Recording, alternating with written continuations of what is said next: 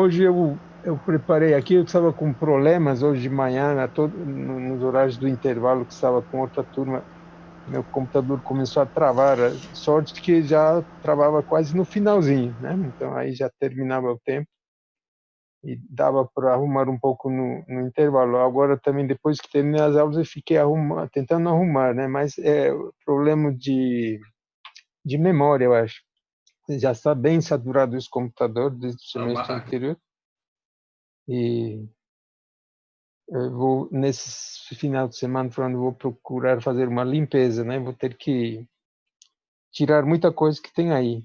É coisa útil também que eu tenho, mas está ocupando espaço, né? Então ele não deixa rodar direito, porque a gente coloca o programa, tem que ser conectado à internet, tem outros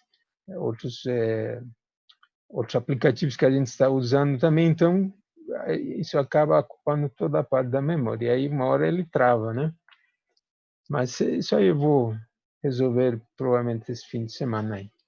Espero que hoje não trave nada, eu dei uma melhoradinha, mas às vezes isso aí é um pouco passageiro, né? Logo, aí, às vezes vem de novo o problema. Então, para ir já adiantando nosso assunto, vou colocar aqui um material para compartilhar com vocês. Professor, boa tarde. Boa tarde. O senhor poderia repetir? Está travando aqui para mim, eu não sei o que o senhor falou nos últimos segundos. Tem mais para alguém mais está travando? Porque às vezes é a conexão só a sua, né? Não, às vezes não ocorre com todos. Alguém mais pode falar a respeito? Não tem. Você está acompanhando pelo celular ou pelo computador? Eu estou pelo celular. Ah, então, o celular às vezes tem esse problema aí, né? Não tem tanta capacidade, aí você vai às vezes ouvir entrecortar, dependendo de onde você está, né? Aí tem às vezes problema da conexão. Mas Tá o que bom, eu tinha... eu vou acompanhando aqui, de toda forma. Tá, Obrigado. ok. Mas o que eu tinha falado foi que sobre o projeto, né? Nós vamos procurar atender o máximo possível, né? Pelo menos em dimensionamento de vigas, pilares e terças, pelo menos que fazem parte mais ou menos de uma estrutura de um galpão, né? Seriam os elementos mais principais. E para não ir perdendo muito tempo, agora já vou colocar aqui o material relacionado com a flexão. Na última aula nós vimos também alguma coisa relacionada com a flexão, que está na norma, né? A norma a gente segue também como uma referência, né? Então vou colocar aqui, vamos ver. Professor? Oi? A conexão do Allen caiu, ele está pedindo para entrar de novo. Ah, tá. De quem que caiu? Do Allen? Ah, Isso. tá. Ok. Já... Peraí. Tá bom. Aí me avisem aí, tá? Qualquer coisa. Deixa eu ver onde que está aqui.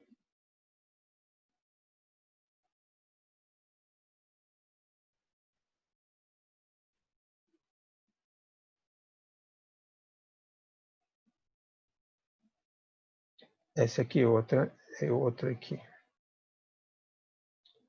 Vocês estão conseguindo ver, pessoal?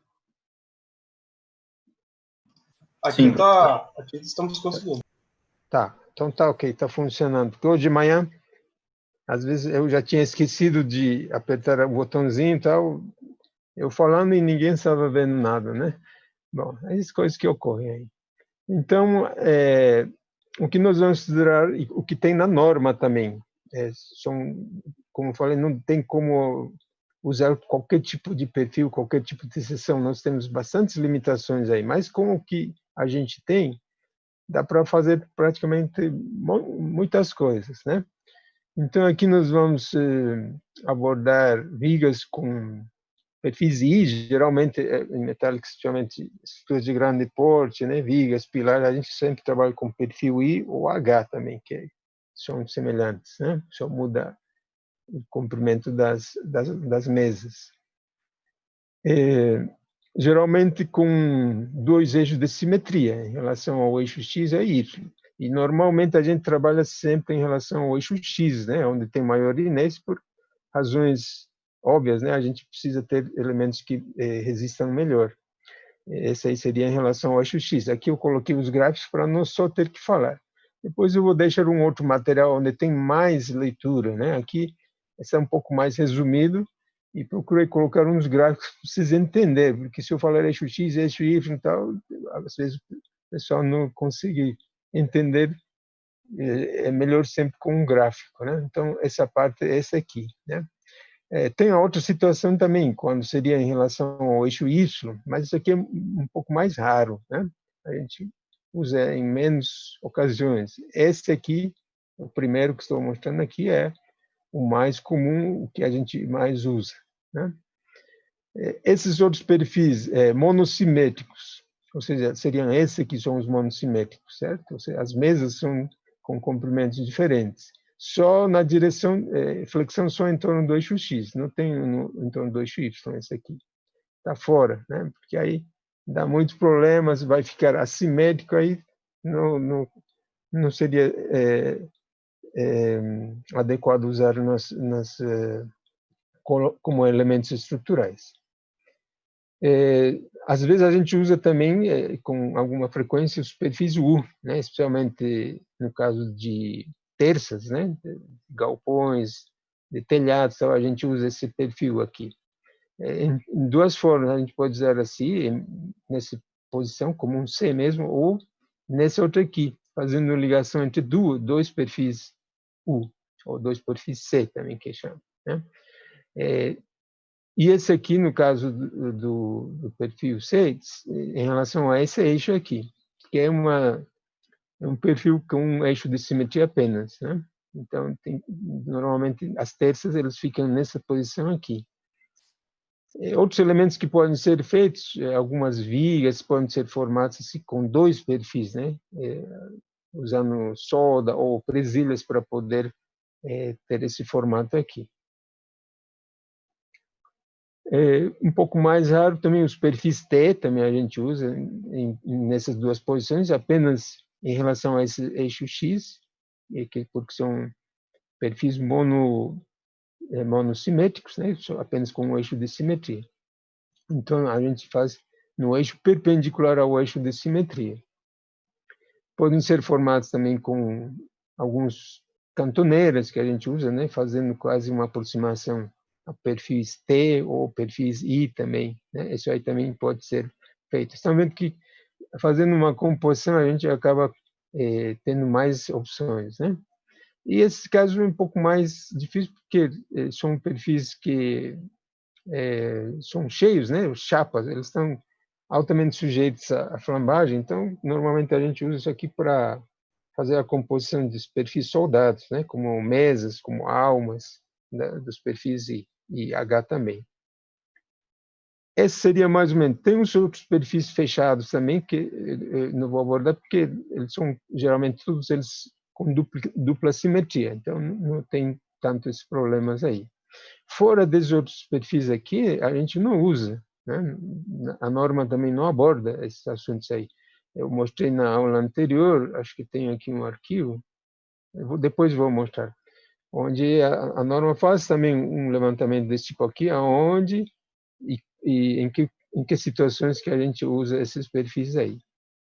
Bom, uma das primeiras coisas que a gente vai ver no caso de barras submetidas à flexão é o aspecto relacionado com a plastificação das seções, né? Isso a gente leva até esse ponto no dimensionamento, até a plastificação de algumas seções na estrutura, né? Na barra ou na viga, no pilar, tal. Então aqui uma viga, por exemplo, biapoiada, né? Com momento máximo e uma seção qualquer. Esse aqui foi colocado, claro, nossas seções sempre vão ser desse tipo aqui, né? Perfis I, mas esse aqui foi colocado para ter uma definição mais abrangente, né? E com isso aí nós vamos poder aplicar aos nossos casos aí. Então, um primeiro momento, ele vai ter, enquanto estiver no regime elástico, né? Nós vamos ter esse diagrama de tensão e deformação. Tanto aqui na parte de baixo são as tensões de compressão, em cima as tensões de tração. Então ele fica simétrico assim, é um material homogêneo, né? O aço, então tanto a tração quanto a compressão ele praticamente se comporta igual. E no regime elástico, né? Depois que começa a aparecer outros problemas, né? Quer dizer, como vamos ver a seguir, se a seção não for simétrica e outras situações, como aqui, né? Ela é uma seção com apenas um eixo de simetria, que é o eixo Y. Então, a flexão necessariamente nós deveríamos fazer em torno do eixo X. Então, aqui seria uma primeira situação onde ela se encontra no regime elástico. Aí, como que a gente calcula isso aqui em resistências materiais? Tudo a gente estuda de forma normal, né? Aí temos uma linha neutra, que seria, nós vamos chamar linha neutra elástica, que é LNE, né? Porque vai aparecer uma outra linha, a linha neutra plástica, quando começam a plastificar algumas partes da seção em questão. Então, estaria ocorrendo isso aqui. As tensões eles vão estar abaixo ainda da tensão de escoamento, né, tanto na parte inferior quanto na superior. Assim como as deformações também, elas não vão atingir ainda as tensões, as deformações correspondentes à tensão de escoamento, o εy seria aqui, né? O εy eles vão ser menores ainda. Então, até aí tudo tranquilo. Aqui também, dentro do diagrama, eles vão ser nessa linha inclinada ainda, tanto as tensões de tração em cima quanto as de compressão. Seguindo mais uma etapa, né? Continuando, supondo que a carga vai aumentando, né? Então o momento vai aumentar, tal. Então, um dos pontos aqui, especialmente os mais afastados, que seria aqui os que estão na parte acima da linha neutra, né? Vocês podem ver que ele fica a uma maior distância. Ele poderá atingir a tensão de escoamento, certo? O FY, que para nós é a tensão de escoamento. Assim como a deformação também, EY. Na parte inferior, como a distância ainda é menor, ainda talvez seja menor que a tensão de escoamento, né? Isso aí vai acontecer. Então, vocês sabem, pelas resistências materiais, os pontos mais afastados são os que são mais solicitados, né? Submetidos a uma maior tensão, por causa da distância da linha neutra a esses pontos. Então, nós estamos analisando uma seção aqui nesse ponto aqui, ele está falando ponto C, é justamente onde está esse momento máximo, né? Ou seja, o pior das seções aqui em toda essa viga aqui. Então, aqui podemos ver no gráfico, a gente vai acompanhando aqui com o gráfico da tensão de deformação, na parte superior, que parte está sendo aqui comprimida? A parte superior, né? Certo? Já que nós temos esse aspecto aqui, a compressão está na parte superior, a tração está na parte inferior. Então, na parte superior é que já começou, aqui, já começou a atingir a tensão de escoamento, né? Compressão, no nosso diagrama está embaixo a compressão, então está vendo aqui, ele já chegou a essa linha que normalmente a gente coloca como uma reta constante, que corresponderia ao patamar de escoamento, que a gente chama. Então, ele já chegou aqui, nesse ponto. Já no caso da tração, que estaria na parte inferior, ainda não atingiu a tensão de escoamento, ele está um pouquinho abaixo ainda, certo? Mas aqui na parte superior já atingiu a tensão de escoamento. Aumentando um pouco mais, né? Uma vez que atingiu a tensão de escoamento, ele não tem mais para onde ir, ele vai continuar tendo essa mesma tensão de forma constante, certo? Ele vai continuar com o FY, só que o que vai acontecer a partir daí? As deformações vão ir aumentando mais ainda. E aí começa, né, nessa fase de escoamento, o material já começa a ter problemas aqui. Estão vendo nessa partezinha aqui, já estaria ocorrendo o escoamento. E na parte inferior, agora sim chegaria a tensão do escoamento, o FY, né? Ou seja, a parte tracionada, aí estão vendo aqui, ele atingiu já o patamar de escoamento. Quanto na parte superior, onde tem a compressão, ele já está indo além dela, já está nessa reta aqui.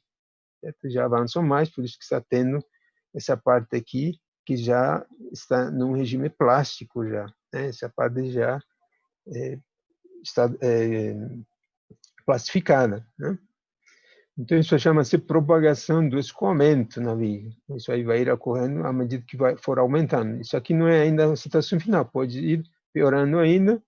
Essa aqui é uma outra fase onde, já para ir simplificando, né, vai ter um momento em que nas duas vai atingir a plastificação e vai ficar assim, certo? Vai chegar um momento em que vai ficar assim, tudo plastificado, tanto por compressão na parte superior, quanto por tração na parte inferior. E o aspecto ficaria assim, né? Então, nesse caso aí, os valores já estão aqui no patamar do escoamento, né? As tensões são constantes, mas com grandes deformações. Então, aí ele acaba dizendo, a gente fala aqui que a seção atingiu a plastificação total, né? Essa seção está totalmente plastificada. Em um outro momento aqui, podemos ver também com um gráfico, aí o início do escoamento, onde não surge nada ainda, está tudo bem. Aí, aos poucos, ele vai começando a plastificar tanto na parte inferior quanto na parte superior, né? E vai aumentando o problema até chegar no colapso. Aí isso ele pode acabar criando um mecanismo, que a gente chama. Isso aqui acaba criando uma rótula plástica, onde vai ser possível a rotação livre nesse ponto aí. Então, geralmente, quando cria uma rótula, a estrutura se torna uma estrutura hipostática, né? É a rótula que a gente conhece. São dois apoios, um apoio móvel e um apoio fixo. Aí você coloca uma rótula no meio, ela vai ficar uma estrutura instável, né? Uma estrutura hipostática, e aí já entra em colapso, né? Ela não tem mais nenhuma estabilidade, ele vai cair. Então, aqui tem os dois casos. Quando uma viga é isostática, especialmente, o colapso ele pode chegar muito mais rápido, né? Porque ela vai tornar a estrutura instável, né? O aparecimento de uma rótula vai tornar a estrutura instável, né? Não vai ser nem mais isostática, vai passar a ser hipostática. Já numa estrutura hiperestática, ainda tem como, né? Porque se criar, por exemplo, uma rótula, nesse ponto P onde está a carga, a primeira rótula vai aparecer sempre no ponto onde tiver maior momento, né? Então, são os pontos mais críticos. Aqui, segundo colocaram aqui, primeira rótula plástica, diz, né? Ou seja, no engaste. Provavelmente ele vai ter um momento maior aqui, que seria onde está aplicada a carga concentrada. Depois de surgir essa primeira rótula, ela vai continuar, a segunda rótula provavelmente vai ser onde está a carga. Todo esse estudo tem uma disciplina, né, que a gente vê nos cursos de pós-graduação, chamam assim, estruturas em regime elastoplástico. Então, a partir daqui, a gente vai estudando. Quando atingiu a primeira rótula, por exemplo, né, aí virou uma estrutura isostática isso aqui, né? Se você colocar aqui uma rótula, vai ficar uma viga com um apoio fixo e um apoio móvel. E se continuar aí, claro, na segunda rótula aí já vai ficar hipostática. Então, todo esse assunto é abordado nessa disciplina, que é uma disciplina muito interessante, né? Porque aborda esses casos aqui. E por que a gente tem que ter conhecimento disso aqui? Porque a gente vai usar isso aí em relação para tentar aproveitar ao máximo, né? O material e os elementos que vão estar atuando aí. Então, esse é um comportamento das vigas com rótulas plásticas, tanto para estudo isostático quanto para hiperestático. Normalmente, às vezes a gente usa muito estudos hiperestáticos, então tem essa reserva ainda, né? A partir da criação da primeira rótula, pode ter ainda uma segunda. Agora, o que nos interessa é calcular o momento, né? Esse momento fletor que vai ocorrer aí, que vai provocar a plastificação. Esse momento é chamado de momento de plastificação.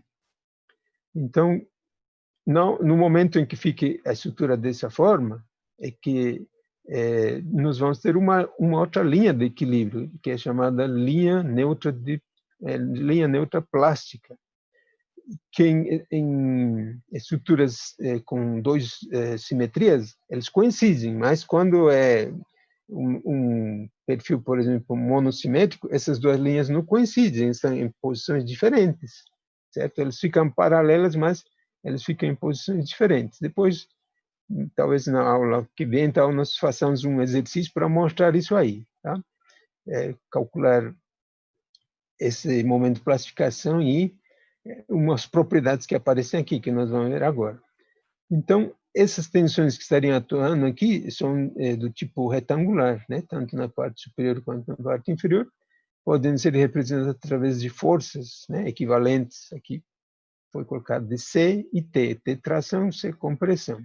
Elas vão estar aplicadas, né? Como a gente sabe, no centroide desses retângulos aqui. E a distância entre elas seria Y.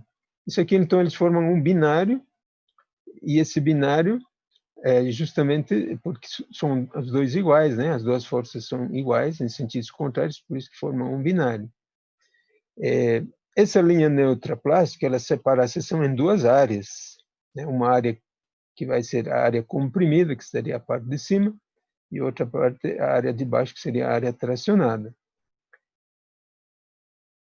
O FY, nós já sabemos, é a tensão de escoamento, né? Ou resistência ao escoamento também. Então, o que vai acontecer? Como o C e o T são iguais, então, essas forças resultantes que a gente pode calcular multiplicando as áreas vezes a tensão de escoamento, né, que seria o σy, o FY, né, através dessa igualdade, né, porque C tem que ser igual a T para elas estarem em equilíbrio. Isso aqui vem da somatória das forças horizontais, né, então essas duas forças deverão ser iguais. E o que é o momento de classificação? Justamente esse binário. Se eu pegar C vezes Y ou T vezes Y, é o que nós chamamos de momento de classificação, certo? Também podemos obter ele usando essas áreas aqui, né? Aqui estão vendo esse Y1 é o centroide, a distância do centroide da área comprimida até a linha neutra plástica. E o Y2 é o centroide desse retângulo até também a linha neutra plástica. Então, podemos usar esses momentos para poder calcular o momento de classificação, né?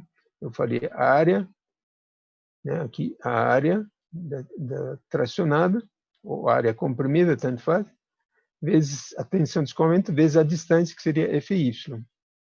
E para a área tracionada, que está na parte inferior, multiplicaria pela tensão de escoamento, vezes a distância do centroide até a linha neutra plástica. Então, dessa forma, a gente calcularia esse momento plástico que nós vamos usar para fazer os cálculos, né? Claro, nós vamos usar, daqui a pouco estamos deduzindo, né? Então, se eu colocar aqui em evidência o FY, né? Essa parte aqui é uma parte que são formados por momentos estáticos dessas áreas, né? Nada mais são momentos estáticos. E a esse conjunto a gente chama de Z.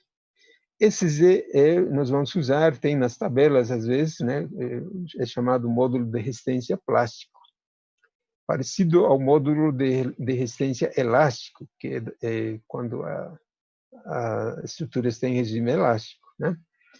Ou simplesmente também módulo plástico é chamado. Então, dessa forma, a gente pode escrever que o momento plástico é dado por essa propriedade. Isso aqui é uma propriedade geométrica, né? Assim como o momento de inércia, a área e tal, pode ser calculado.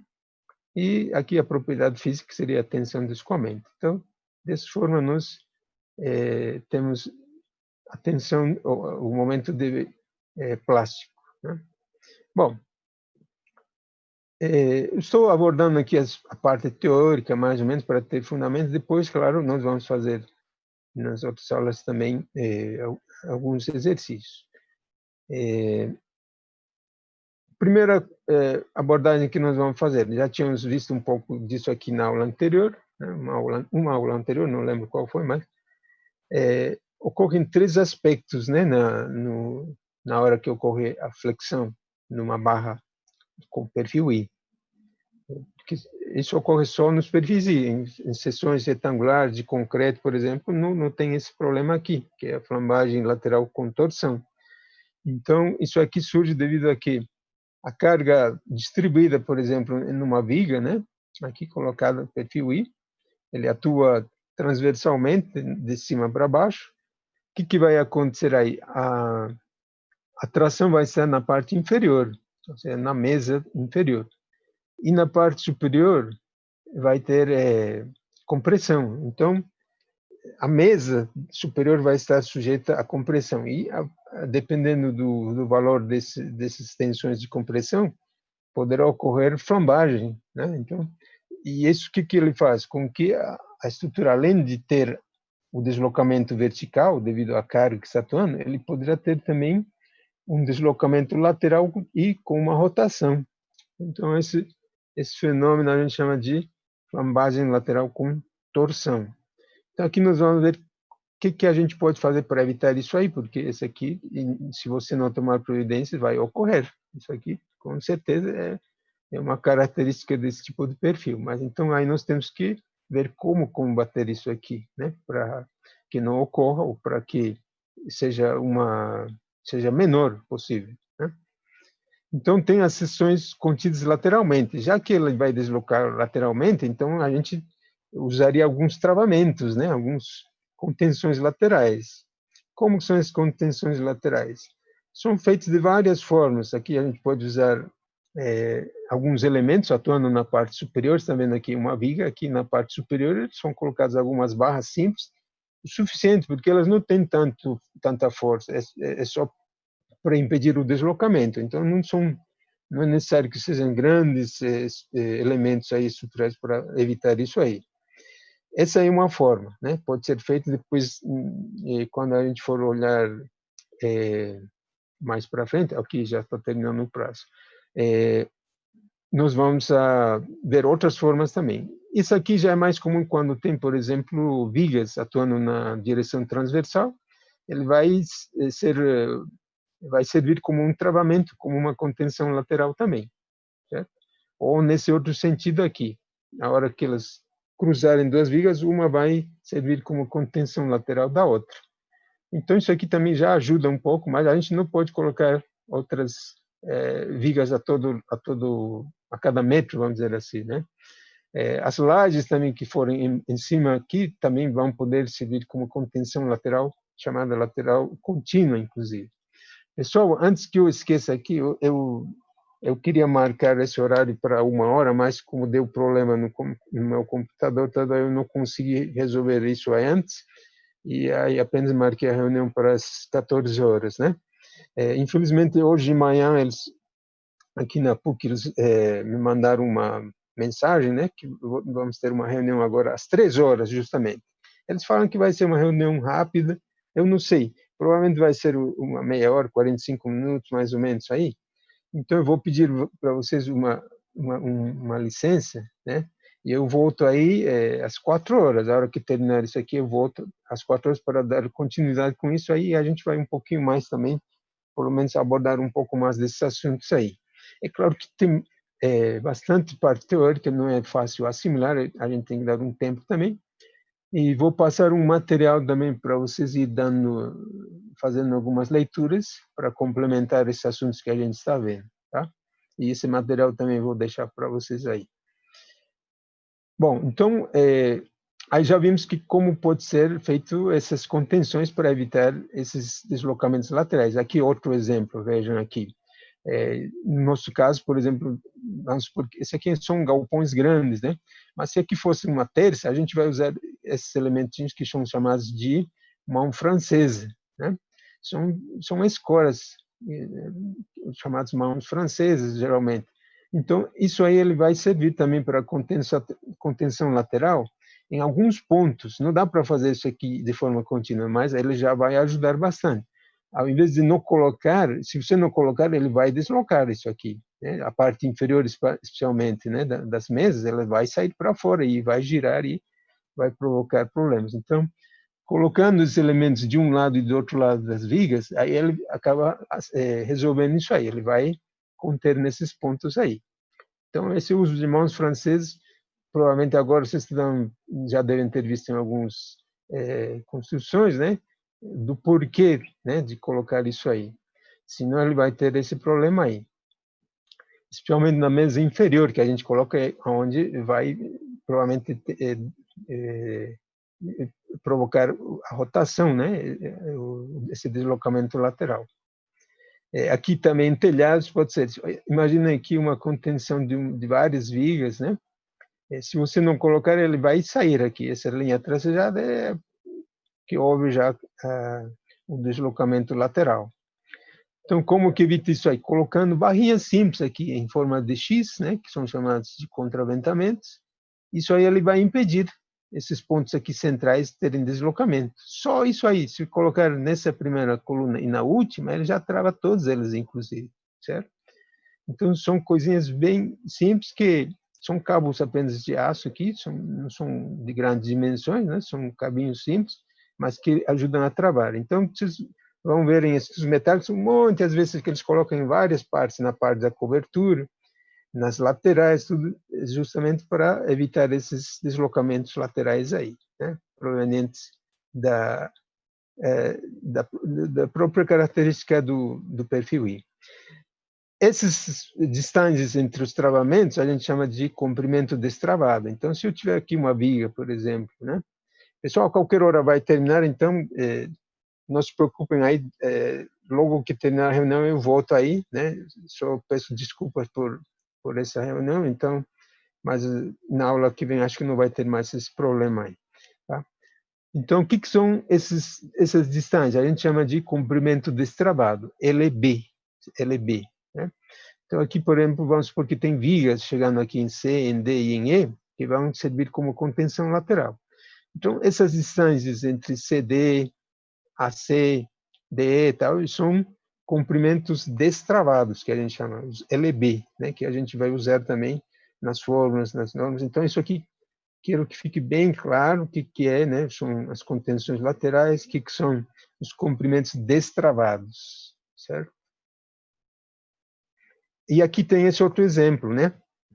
Muitas vezes, especialmente em prédios com estruturas metálicas, as lajes são feitas de concreto e aqui são colocados elementos de ligação, são pinos, né? Às vezes usam cantoneiras, tem de vários tipos aí, aonde vai estar fazendo a ligação com a laje, né? Para que ele não fique solta, vamos dizer assim. Então, isso aqui ele provoca uma contenção contínua, né? Então ele vai impedir que tenha deslocamento lateral. Então isso aí favorece para fazer nos prédios, por exemplo, ele não serve apenas como uma laje simples, serve também, as lajes vão servir também como contenções laterais e de forma contínua, né? Ao longo da laje ele vai servir como uma contenção lateral. Bom, além do momento de plastificação, né, que provoca o colapso da estrutura, vamos dizer assim, nós temos também um momento que é chamado momento de fletor resistência nominal. Para obter esse momento de resistência nominal, nós passamos ainda pela determinação do momento crítico elástico. Esse crítico aqui seria, como a gente usa em resistências materiais 2, né, carga crítica de flambagem. Esse aqui seria um momento que vai provocar justamente essa instabilidade, como se fosse uma flambagem, mas provocada pelo momento fletor. A esse momento, claro, isso aqui para deduzir são várias equações diferenciais e tal. Quem tem oportunidade, em alguns livros, às vezes eles mostram uma parte, mas é uma trabalheira para chegar a essa fórmula aqui, né? E, ao final, a gente chega nesse momento, que então é um momento crítico elástico, a gente vai chamar MCR. Também nós vamos ter nos cálculos, seria equivalente, como falei aqui, àquela equação que a gente tinha da carga crítica, né, em flambagem, só que isso aqui é um momento crítico, certo? E envolve mais elementos ainda, né? Por exemplo, aqui o LB já está presente, está vendo? O comprimento destravado está LB, aqui também LB. Esse J, que nós já sabemos, é o momento de inércia torção, né? O CW também já conhecemos, que é o coeficiente de empenamento.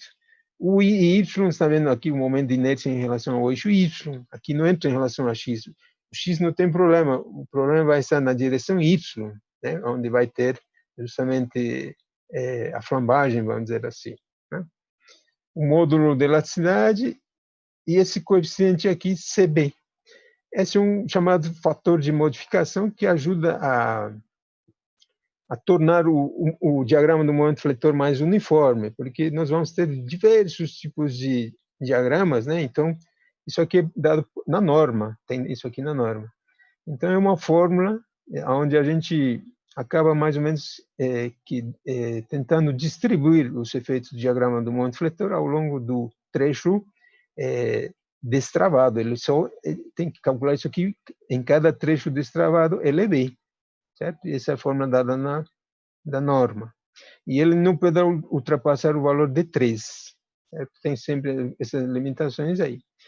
Então, o que faz isso aqui? Ele está escrito, mas com um gráfico, vou explicar bem rápido isso aqui.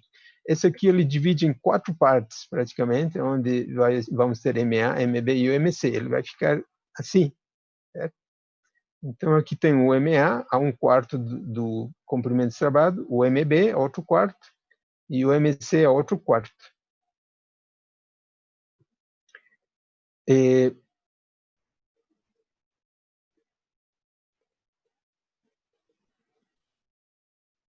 Deixa eu ver aqui. Bom, depois eu faço a chamada. Então, é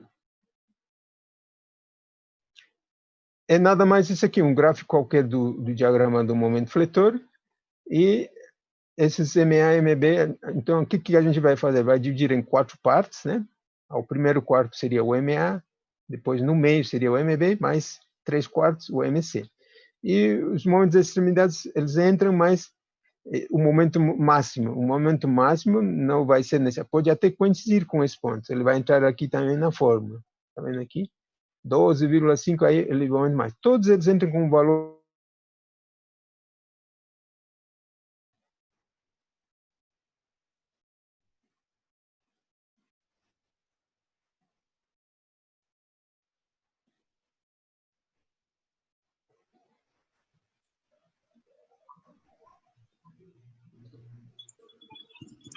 Olá, pessoal, estamos aí de volta. Ainda bem que consegui que terminasse essa reunião antes, né? Quase em cima da hora. Terminou agora há pouquinho. Logo que terminou, já marquei a reunião, né? Novamente aqui. Obrigado aí por terem me aguardado, né? Isso aqui, né? Esse aqui, como acabou coincidindo nessa primeira semana, né? Então, tem sempre esses imprevistos, e agora mais do que a gente está passando aqui na PUC por um outro sistema, né? A gente migrou para um sistema chamado Teams, então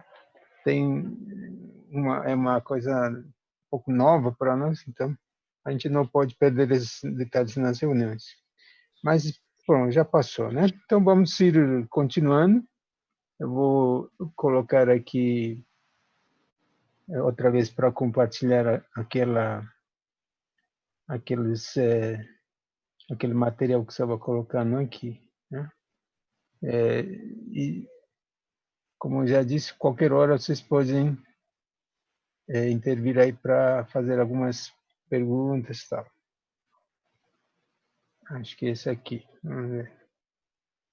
Bom, tínhamos ficado mais ou menos por aqui, um pouquinho depois, não sei até que momento vocês conseguiram me acompanhar, mas vou começar aqui, né? Nós tínhamos, depois de ver todos os elementos aí em relação a alguns elementos que vão entrar, como é o comprimento destravado, as contenções laterais e tal.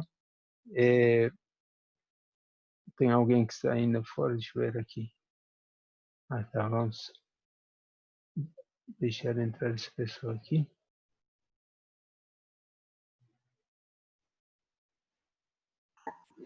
Ok. Bom, então, aqui já não coloquei todos os elementos aqui, porque muitos deles nós já conhecemos, né? Então, como eu falei, vai surgir um momento, que é chamado momento crítico, que é obtido a partir de umas equações diferenciais e tal, é onde aparecem ainda esses elementos, né? Isso aqui já foi deduzido aí, igual que a gente faz com a carga de flambagem, né? Aqui também tem só que um pouquinho mais complexo, né?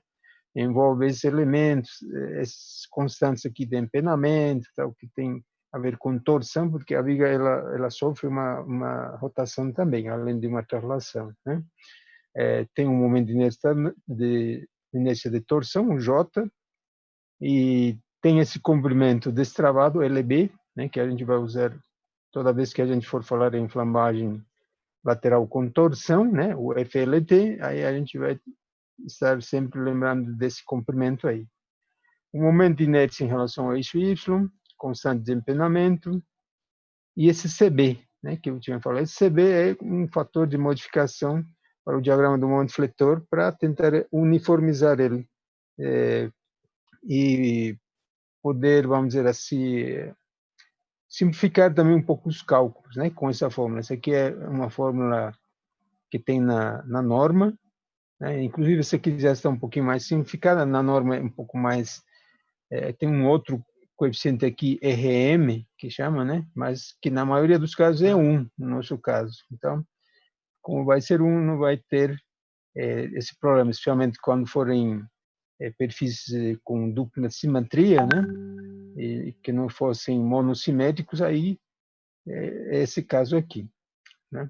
É o mais comum.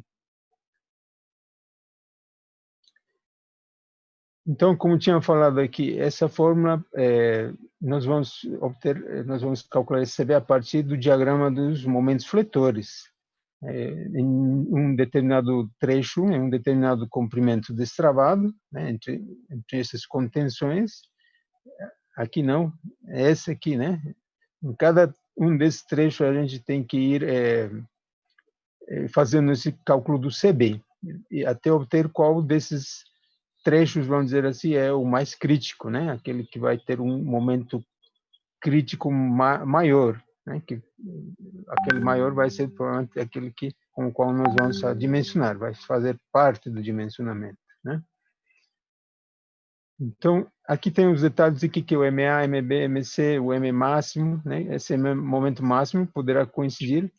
Não importa se eles forem positivos, negativos, não importa. A questão é que eles todos entram aqui em valor absoluto. Tá? Então, vamos supor que fosse esse aqui um diagrama do momento fletor em um determinado comprimento destravado. Né? Então, aí a gente vai dividir esse comprimento em quatro partes iguais, e para cada quarto, né, para o primeiro quarto vai ser o MA, segundo quarto o MB, e terceiro quarto MC. A gente divide dessa forma. E o momento máximo poderá estar em algum lugar, ou poderá até coincidir com um desses quartos aqui, né, com uma dessas posições aí. E é só jogar isso aí na fórmula, e aí vai dar um valor que deverá ser menor ou igual a 3. Isso aí temos que observar. Tem outras situações em que a gente vai precisar usar também essa outra fórmula do CB. Isso aqui acontece quando tem essa situação aqui, certo? Ou seja, o momento nas extremidades tem momentos. Vocês verem que nesse outro caso, né, pelo menos um momento só tinha. Agora, nesse outro caso aqui, além de ter um carregamento transversal, a contenção na mesa superior é totalmente travada, né? Tem uma contenção lateral contínua, e o momento aqui tem tanto de um lado quanto de baixo. Então, nesse caso aqui, a aplicação dessa fórmula aqui, em termos de M1, M2 e M0. O que seria o M1? O M1 é esse ponto que aparece no primeiro ponto onde está com um momento como se fosse um engaste, né? Tem aqui um momento. Depois, o M2 seria no meio do vão, e o M0, aqui, às vezes o M1 ou M2 aqui. Esse asterisco em algumas situações, vai ser, aqui está o asterisco, né? M1 asterisco. Ele vai ser igual ao M1, mas tomando como igual a 0 se tracionado a mesa livre. O que é a mesa livre? É a mesa que está na parte inferior, que vai estar livre, ele poderá ter flambagem lateral. Por quê? Porque esse momento ele vai provocar, esse momento que a gente chama momento negativo, né? Ele inverte a situação, né? Quando tem um caso mais comum, a compressão seria nas fibras superiores. Agora, aqui, nesse local, a compressão vai ser nas fibras superiores, né? Nas fibras inferiores, na mesa inferior. E como ela vai estar sem nenhuma contenção, então, aí temos que calcular esse CB com essa fórmula aqui. Isso aí, fazendo exercício, tal, a gente vai voltar ainda para explicar um pouco melhor isso aqui. Tá? Tem ainda outras situações, né? Se a barra estiver submetida a uma força transversal uniformemente distribuída com sentido da mesa livre para a travada, deve-se usar isso aí. Esse aqui é o caso, né? Está vendo aqui uma carga distribuída transversal e a parte da mesa superior está travada, mas a mesa inferior está livre, né? E aqui tem várias situações. Então, são para cada caso aqui. Se for o primeiro caso, se os momentos nas duas extremidades tracionarem a mesa livre ou forem nulos, aí esse é o caso A. Aqui está o caso aqui. Que caso está falando? Esse aqui primeiro, né? Ele está provocando tração nas extremidades, na parte inferior. E, claro, na parte central vai estar tracionando a parte superior, né? Esse é o caso A. Tem um outro caso, aqui, o caso B. Quando vai ser isso? Se o momento comprimir a mesa livre em apenas uma extremidade, certo? Aí vai ter compressão na mesa livre. O problema são as mesas que estiverem livres, né? Então, aí, está vendo? Aí a gente usa essa outra forma para o CB. Esse segundo caso é esse aqui. Certo? Uma extremidade vai comprimir, é justamente aqui. A tração está na parte superior, portanto, a mesa inferior vai ser comprimida. Então, esse caso corresponde ao caso B. Certo? Momento comprimindo a mesa livre em apenas uma extremidade. Esse aqui é o momento negativo, né? Ele faz o efeito contrário. Ele vai tracionar a parte superior, mas na parte inferior vai comprimir. E essa parte inferior aqui, ele vai estar livre, né? Não tem travamento, praticamente. E temos ainda esse último caso C, que seria se os momentos nas duas extremidades comprimirem a mesa livre. Aí é outra fórmula aí. Como seria isso aí? Esse aqui, ó, todos eles são negativos. Ele inverteu totalmente isso aqui, né? Ele vai estar tracionando toda a parte inferior, portanto, a compressão vai estar na parte inferior, onde está a mesa livre, né, de travamentos. Então, para cada caso aqui, né, nós temos uma fórmula para calcular o CB. Isso aqui às vezes parece complexo depois, mas aplicando com calma, a gente já vai saber qual é o caso A, B e C, né? É fácil de ver aqui. O A, né, nas extremidades, todos sempre vão ser positivos, ou seja, eles vão estar tracionando as fibras inferiores. Não tem problema em relação à tração ao aço. O problema sempre é em relação à compressão. Aí passa para o caso B, aí já começa a ter problema aqui nesse primeiro apoio, né? Onde vai ter tração nas fibras superiores, portanto, a compressão vai estar já na parte inferior, provocando uma possibilidade de flambagem lateral.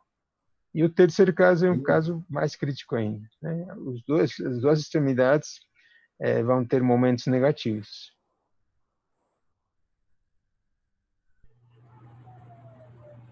Bom, em todos os outros casos em que uma das mesas se continuamente travada contra traslação lateral, deve-se tomar CB igual a 1, disse aqui, né? Bom, vamos ver agora o limite no regime elástico. Esse momento crítico, assim como eu sempre faço a semelhança com a carga de flambagem, vocês lembram que a gente tinha a carga de flambagem chamada também a carga de Euler, né? Ele tinha uma limitação, até um determinado ponto, aquela hipérbole de Euler era válida, depois, daí em diante, a gente tinha que fazer uma adaptação de outras fórmulas. Aqui, com o momento crítico, né, que seria equivalente ao da flambagem, ocorre também a mesma coisa. Até um determinado ponto, ele vai ser elástico. A partir de um determinado ponto, aí já passa a entrar primeiro em uma fase elastoplástica, depois numa fase plástica. A limitação é essa aqui. Esse MR é o chamado momento que corresponde ao início do escoamento. Então, logo que começa o escoamento, tem um momento. Esse momento a gente chama de MR. que é igual a esse W. O W nada mais é o módulo elástico, né? Que seria o momento de inércia dividido pela distância da linha neutra até a extremidade, que seria a metade da altura, praticamente, em perfis simétricos, né? Perfis I simétricos seria a metade da altura, a distância. E na parte superior seria o momento de inércia em relação ao eixo X. Então, por isso que a gente chama de W1x. Seria equivalente, não equivalente, sim, parecido ao módulo plástico, né? Ao Z, que nós vimos agora há pouco. Só que esse aqui é o módulo elástico. Esse momento, então, de início do escoamento, MR, ele é multiplicado, o módulo, por essa tensão. Essa tensão é a diferença que vai ter entre a tensão do escoamento, Fy, menos a tensão residual. Essa tensão residual decorre da fabricação do próprio material, né? Então, aqui, para lembrar, eu coloquei um gráfico para enxergar, né, o que seria essa diferença aqui. Olha, está aqui, ó, fazendo um diagrama entre o momento e os deslocamentos, né, as flechas numa viga, vai ter uma parte que é proporcional até um determinado ponto aqui. A partir daí, né, já com as tensões admissíveis ou com as tensões residuais, ele já começa a entrar não numa reta mais, uma curva aqui, né? Essa linha tracejada é devido ao problema das tensões residuais. Lembrando das tensões residuais, né? Quando o material é fabricado em forma de chapas, né? Com os outros perfis também acontece. Tudo que são elementos planos vai ter esse problema. O que acontece? O aço, ele não, a hora que ele é fundido, ele não vai esfriando de forma uniforme, ele vai esfriando primeiro as bordas, aí no final ele chega no meio. Então, devido a isso aí, vai ter uma diferença de temperaturas e gera o que nós chamamos de tensões residuais, que ficam armazenadas lá. Em algumas situações favorece, mas em algumas ele é prejudicial, né? Como nesse caso aqui, nós temos que descontar. Então, a tensão do escoamento estaria mais ou menos um pouquinho acima aqui, certo? É quase uma reta ainda. Então, aí estão vendo aqui flecha Y, né? Que seja correspondente à tensão do escoamento. Aí nós vamos ter esse MY, seria o M correspondente ao escoamento do material, da barra, da viga, que for, né? É só multiplicar, então, o módulo elástico pela tensão de escoamento. Esse MR, eles estão um pouco abaixo, certo? Vocês podem ver aqui. E essa diferença, justamente, é a tensão residual, sigma R, que a gente chama, certo? Essa é a tensão residual. Então, o MR está aqui um pouquinho. Aí já começa, até esse ponto aqui, já considerando as tensões residuais, ele começa já a ser já uma variação não linear mais, né? Não é mais uma reta, ela vai se curvar, depois mais para frente ele atinge também a classificação, certo? Então tem essa diferença. Então está aqui esse momento de início do escoamento, que seria esse mesmo valor, só que descontado da tensão residual, né? A tensão do escoamento eu subtraio a tensão residual. Tudo isso aqui é feito para quê? Para ver qual que seria esse momento MR aqui, né? Ele vai ser, qual que seria o valor do comprimento nesse momento quando atinge esse ponto aqui, o MR, né? Que está calculado dessa forma. Então, como que a gente obtém esse comprimento? Seria o próprio LV, só que a gente chama de LR. Então, é só fazer as operações aqui, igualando essas duas equações, né? Essa aqui do momento crítico com o MR, que esse aqui W Fazendo essas contas aí, o LV a gente vai chamar de LR, que vai corresponder ao início do escoamento, ao momento MR, né? Então, fazendo os cálculos, a gente vai chegar a essa fórmula aqui, está vendo, né? Raiz de raiz e tal, né? Aí aparece um beta, que é justamente aquela parte, né? Essa parte aqui, que envolve as tensões residuais e o módulo elástico. Ele acaba dentro desse coeficiente beta 1. Dado por esse valor aí, tem o módulo de elasticidade e tem o momento de inércia, a torção também. Então, essa fórmula é grande. Isso aqui, então, seria o L correspondente ao momento no início do escoamento, do MR. Na norma, o que a norma faz para determinar? Como esses comprimentos são variáveis, tal, ele usa sempre em termos de SBUTs, né? Então, a SBUTs em qualquer ponto da barra vai ser determinado por esse LB dividido por o raio de giração em torno do eixo Y. Então, tudo aqui funciona em relação ao eixo Y, mas o problema, a flexão está em torno do eixo X, né? Mas aqui a situação que vai ocorrer primeiro, a instabilidade, vai ser em torno do eixo Y. Então, por isso que aparece esse RY aqui. Então, se eu dividir o comprimento destravado pelo RY, eu obtenho esse lambda, que seria SBUTs, em termos de momento fletor. Esse valor aí deverá ser maior ao ΔR. O que vai ser o lambda R? Eu pego esse LR e divido também pelo raio de giração em torno do eixo Y. E aí é só dividir toda essa expressão por R, né? E aí tem o lambda R. Bom, vocês veem que esse lambda R tem ainda o CB, né? Porque ele vem desde o momento crítico aqui. Ele não some esse LB, né? Ele vai, esse CB, aliás, esse CB aqui, ele vai continuar aí, só que na norma ele faz uma simplificação. Isso aqui vem da norma. Ele diz, para calcular esse lambda R, você pode adotar CB igual a 1. Você pode fazer como CB igual. Então, na norma, vocês vão ver, o lambda R está escrito dessa forma aqui, sem um CB. Um pouco mais, fica mais independente. Se você olhar aqui, o lambda vai depender apenas das propriedades geométricas, né? Você vê aqui não tem mais nada. Esse CB ele depende da parte dos momentos fletores. Mas se a gente adotar igual a 1, segundo a norma, tudo aqui é da geometria, né? Os momentos de inércia, torção, raio de giração, coeficiente de empenamento. Esse beta também é tudo, né, em torno de tensões e propriedades geométricas da seção transversal. Então, em termos de delta, aí já fica um pouco mais fácil fazer o cálculo desse momento que nós estamos querendo calcular, esse momento aqui, né?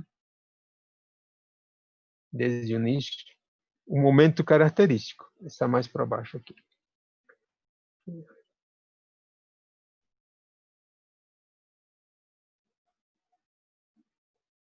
Em que posição que vai ser o momento, né? Vai ser nessa parte linear, vai ser um pouco entre esses dois pontos, ou vai estar já na fase plástica. Então, tendo o LR, tem um beta, nós vamos ter esse momento crítico, que vai ser um momento intermediário, também chamado momento no regime elastoplástico. Ele não é nem elástico, não é plástico, ele fica numa fase intermediária. Isso aí também ocorria quando a gente estudava a carga de flambagem, né? Se você se lembra, tinha uma parte que era intermediária. Aqui também, no caso do momento, vai ter esse valor intermediário. Para calcular ele, eu tenho que fazer o cálculo desse aqui de forma linear, né? Vocês vão ver aqui. Está o gráfico agora já pronto. Então, temos 3 fases praticamente. Aqui uma fase, onde é uma fase de plastificação total, né? É um trecho reto. Depois tem essa parte que é linear. O que nos vai interessar sempre essa linha aqui em azul, né? Azul claro. Nessa parte aqui uma reta, né? É dada por essa equação aqui, né? Essa aqui nada mais é a equação de uma reta, que é essa aqui, entre esses 2 pontos. E aqui, a partir daqui, é a fase elástica, né? É o momento crítico, equivalente à carga crítica que a gente teria na flambagem. E aqui tem as formas, né? E tem os limites. Esses pontos aqui são pontos limites para saber em que parte vai estar o elemento que nós vamos estar analisando, em qual desses 3 lugares ele vai cair, né? Quando se tratar de flambagem lateral contorção. Tudo isso aqui é FLT, regime elastoplástico aqui no trecho inclinado. Então, já tenho aqui as fórmulas, né? Aqui, se for o lambda, então, nós primeiro vamos calcular esse lambda aqui, né? O lambda que é dado por essa fórmula, LV sobre RY, e vamos comparar, se for menor que o lambda R, se for menor que o lambda R, estaria nessa parte aqui. E se for menor ainda que o lambda P, que é esse valorzinho do lambda P, ele vai estar já nessa parte aqui. Então, são três regiões, vamos dizer assim, onde poderá estar o lambda do perfil que a gente vai analisar. E de acordo com isso aí, nós vamos ter um momento correspondente. Em cada um desses casos tem um momento correspondente. Aqui, por exemplo, se o lambda for maior que o lambda R, que seria desse ponto para a direita, né? Aí a gente vai usar essa fórmula, que é do momento crítico. Uma vez calculado esse momento, nós temos que verificar também que ele não pode ultrapassar esse momento plástico. Às vezes, por que pode ultrapassar? Por causa dessas outras curvas, está vendo aqui? Tem situações em que ele pode ultrapassar esses valores aí. Então, ele não pode ultrapassar o valor do momento de classificação, certo? Eles ficam, vamos dizer, limitados por esse valor aí. O momento crítico, ele pode ultrapassar esse valor, então, tem como limite esse momento. E aqui indica as situações, né? Quando o CV for muito maior que 1, com o momento plástico atingido com lambda maior que lambda R. Então, aqui pode aparecer essa curva aqui. Essa parte aqui já plastificou, certo? Embora que o lambda R seja maior que o lambda P, né? Para nós, a partir do lambda P para a esquerda, vamos dizer, menor que lambda P, é que ocorre a classificação. Mas se vê aqui, para valores menores que lambda R, poderão também ocorrer a classificação. Por isso que tem essa limitação aqui do momento plástico. E aí temos essas duas fórmulas. Aí nós temos que calcular, então, primeiro, como falei, esse lambda, que ele fica em função do comprimento destravado. Esse é aqui o primeiro valor que calculamos. E vamos depois calcular o lambda R e o lambda P. O lambda P aqui já foi dado, esse valorzinho aqui, ele é também obtido a partir de equações de placas, né? A gente acaba chegando a esse valor aqui, 1,76. Então, tem esses dois, vamos dizer, dois parâmetros, né? Esses dois lambdas que tem, o lambda P e o lambda R. Esses dois, primeiro vamos calcular o lambda E, o lambda, né? E o lambda P. Se ele não for menor que o lambda P, então significa que poderá ser aqui. Aí calculamos o lambda R. Se ele for maior que lambda R, então a gente vai ser que vai ser aqui. Aí calculamos o momento com essa fórmula. Se ele ficar nessa parte intermediária, for maior que lambda P, mas menor que lambda R, nós vamos usar essa fórmula aqui, né? E com CB igual a 1, inclusive, né? Vamos fazer CB igual a 1 e aí a gente vai calcular. Agora, se o lambda for menor que lambda P, essa fórmula é mais simples. Vai ser o módulo plástico vezes a tensão desse aumento. E está calculado. Porque nessa fase já não tem mais nada que fazer, o material já está em fase plástica, né? Então, dessa forma, a gente obtém o momento nominal. Esse momento ainda a gente tem que ponderar, né? Ou seja, usar o coeficiente de ponderação para ter o momento de dimensionamento, com o qual nós vamos dimensionar. Esse aqui é o momento que a gente chama momento nominal, momento característico também, é o mesmo nome. Esse vai ser o primeiro ponto. Então, até aqui, nós estamos vendo a parte da flambagem lateral por torção, né? Eu não quis abordar mais do que isso aí, porque a aula que vem nós vamos ver agora a parte da flambagem local, que diz respeito à mesa, porque poderá ocorrer flambagem também em relação à mesa e em relação à alma, né? Aí nós vamos ter um gráfico parecido com esse aqui também. Dois gráficos, aliás, né? Um para a mesa, o outro para a alma, porque tem comportamentos e características diferentes. Então, isso aí, pessoal. Se vocês tiverem alguma pergunta que fazer, tal, hoje, pelo menos, a gente conseguiu chegar até aqui. A aula que vem vou ver se a gente começa já 1 hora. Hoje não foi possível, mas pelo menos marcar 3 horários, né? 1 hora, 2 horas, 3 horas, mais ou menos fazer isso aí. A não ser que alguém tenha alguma dificuldade aí. Mas estaríamos dentro do nosso horário. Eu vou ver também se nós podemos migrar para um outro aplicativo, talvez o Google Meet, né? Que também acho que melhorou bastante. Antes ele não era bom, acho que não era nem citado, mas agora acho que começou a ter algumas qualidades. O Zoom é muito bom, mas temos essa limitação em relação, né? Se a gente tiver que fazer o plano, claro, aí ele fica bom.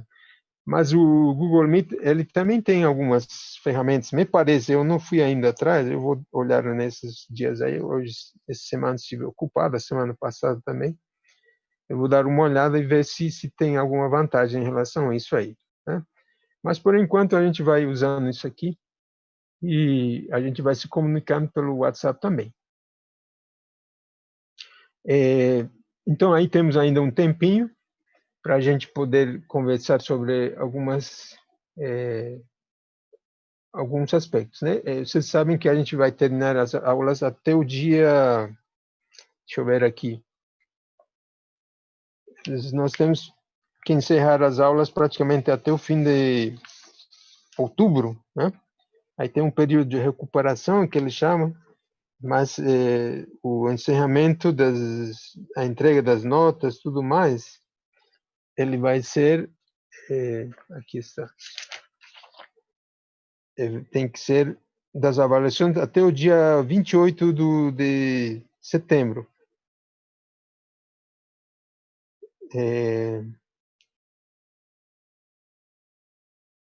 Isso, entre dia 5 e 10 de outubro tem que ser já entregue e fechamento de todas as notas. Então, nessa época, no início de outubro, mais ou menos, provavelmente tenhamos que fazer a segunda avaliação, né? A segunda AVA. Mas temos tempo ainda, temos várias aulas onde nós vamos abordar ainda os assuntos que estão faltando e tentar cumprir da melhor forma possível. Depois, do dia... Em outubro, até o fim do outubro, vai ter, como eu falei, eles falam aquele período de recuperação, não sei como vai ser mais ou menos, provavelmente é pessoa que teve problemas com o regime remoto, né? Acho que não é o caso da maioria de vocês, mas se tiver algum caso, a gente vai ter que ver isso aí.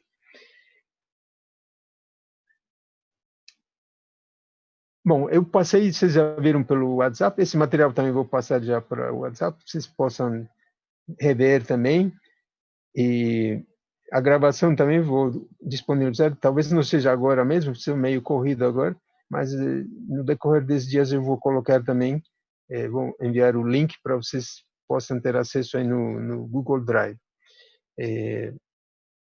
O bom desse programa é que ele grava, né? Não sei, o Google Meet, não sei se faz as gravações, tem esse problema aí, né? Com as gravações, claro, vai ajudar mais sempre a vocês poderem rever, ver de novo, né? Vai ter o material para você acompanhar também. Então, ele vai facilitar um pouco mais. Então, vou ver ainda se é possível fazer isso aí. Esse material que eu enviei para vocês também, aí procurem dar uma lida, ele descreve mais, né?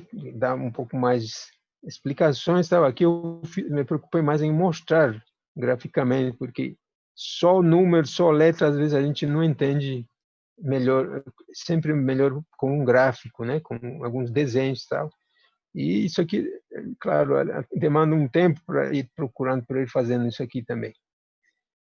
Então, pessoal, tem algumas dúvidas, alguma coisa que vocês queiram perguntar? Estou aí aberto para responder. Nosso tempo daqui a pouquinho vai acabar já, antecipando aí até a próxima aula já, né? Para vocês irem estudando, se preparando aí.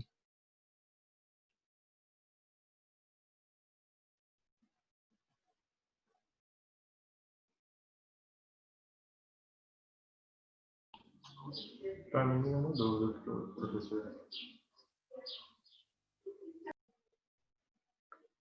Tá tudo bem?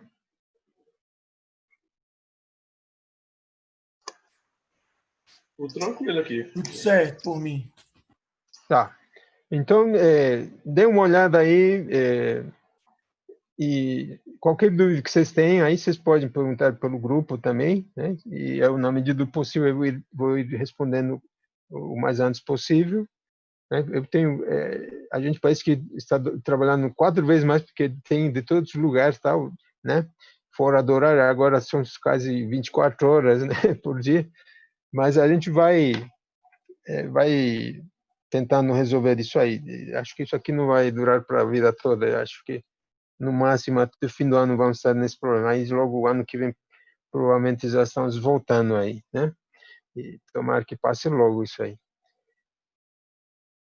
Bom, pessoal, então, pessoal, eu vou ir parando por aqui por hoje e vou esperar as suas dúvidas, né? Se vocês tiverem alguma coisa, não sei se vocês quiserem falar alguma coisa, estou aí.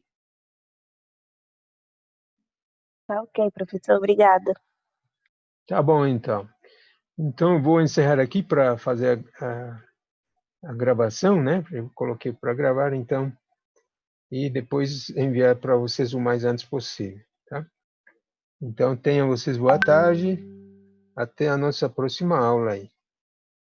Até mais. Já, professor. Então, Até mais, professor. Boa tarde. Até mais.